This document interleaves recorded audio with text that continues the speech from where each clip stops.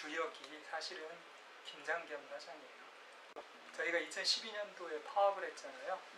그때 정치부장을 김장겸 사장이 그 당시에 했습니다. 그래서 김장겸 사장이 주도했던 편파보도, 특히 서울시장 보궐선거, 그게 결국 2012년 파업까지 가게 된 거예요. 그리고 그 이후에 김장겸 사장을 보면 정치부장을 한 2년 정도 했습니다. MBC에서 사실 정치부장 2년 하기 쉽지 않아요. 2년 동안을 정치부장을 하면서 2012년 총선까지도, 그리고 대선까지도 보도국장 승진해서 예를 들어 국정원 불법선거운동이라든지 최동욱 검찰총장의 혼외자 문제라든지 이런 여러 가지 굉장히 정치적으로 예민한 문제에 있어서 항상 여당의 편을 드는 보도를 주도했던 사람입니다. 그 사람이 그 다음에 보도본부장을 했고 이제 다시 사장까지 됐거든요. 그런데 그 사람이 뭐 임기를 채워서 2020년까지 다 사장을 하겠다? 그 MBC 완전히 망가뜨리자는 거거든요. 지금도 MBC 뉴스데스크 시청률 2% 3% 나온다는데 2012년도에 파업을 할 때 채널에서 지웠다 이런 사람들이 그 당시에 많았거든요. 지금은요 지운 사실조차도 잊어버렸어요. 이건 굉장히 심각한 거죠. 차라리 비난을 하고 욕을 한다면 관심이 있다는 이야기인데 지금은 관심조차도 없어요. 여기에서 끝까지 사장을 하겠다? 네, MBC 문 닫자는 얘기나 다름없습니다. 새로운 경영진이 들어선다면 쉽지는 않겠지만 저는 그렇게 비관적으로 보지도 않습니다. 왜냐하면 MBC 과거에 MBC가 해온 저력이 있잖아요. 인적 자산들이 그 어떤 언론사보다 훌륭해요. 지금 MBC를 이끌어가는 사람들은요 전체 구성원의 10%밖에 안 됩니다. 전부 다 현업에서 다 배제했잖아요.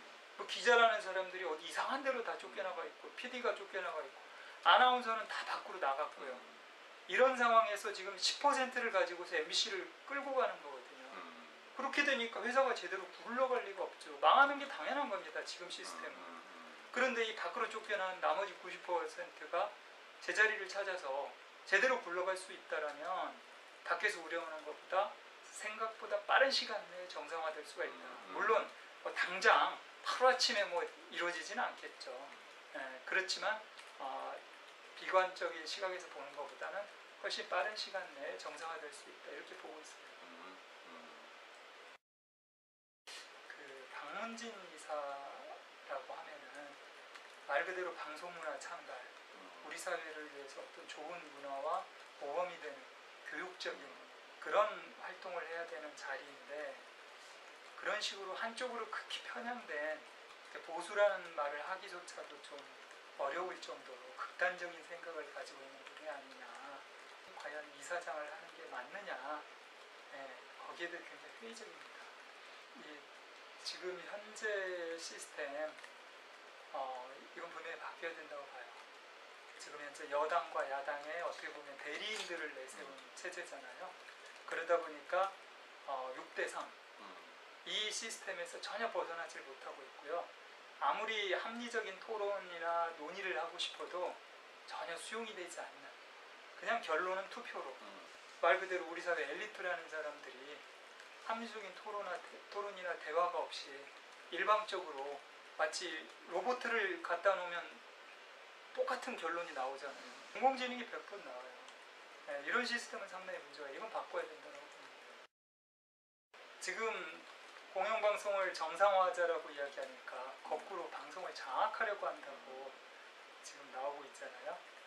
저 사람들에게는 지금 상황이 정상이라는 거 아니에요. 박근혜 정부의 기존 행태에서 한치도 벗어난 게 없는 겁니다.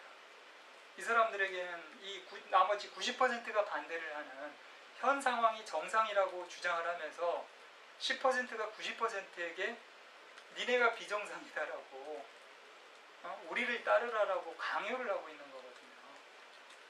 이 체제를 계속 가자는 거 아니에요. 너무 뻔뻔해서 참 별로 할 말이 없어요. 아무리 뭐 여야 진영으로 나뉘었다라고 하지만 진영 논리를 떠나서 조금만 인간으로서 합리적인 생각을 조금만 한다면, 조금만 양심을 돌이켜보고 생각을 한다면 어떻게 그런 이야기를 할 수 있느냐. 그런 생각이 들어요. 일단 그 방통위원장이 되시면은요, 가장 중요한 게 방송 문제 해결이다. 특히 공영방송의 문제. 지금 공영방송이 국민의 자산으로 만들어진 거잖아요. 엄청나게 많은 돈이 들어가 있는 겁니다. 그런데 이 자산이 굉장히 낭비가 되고 있거든요. 네. 이걸 바로잡지 않으면 안 된다. 특히 공영방송의 경우에는 과거의 역할을 보면은 그 우리 사회의 어떤 사회적인 아젠다 혹은 여론을 적정하게 균형을 잡아주는 역할을 해왔었는데 지금은 그런 기능들을 완전히 지금 못하고 있는 그런 상황이에요. 따라서 이걸 빨리 시급히 바로잡지 않으면 안 된다. 네. 그래서 방송개혁, 언론개혁이라고 하는 문제에 1차적으로 이거 먼저 해야 된다고 보고 있습니다.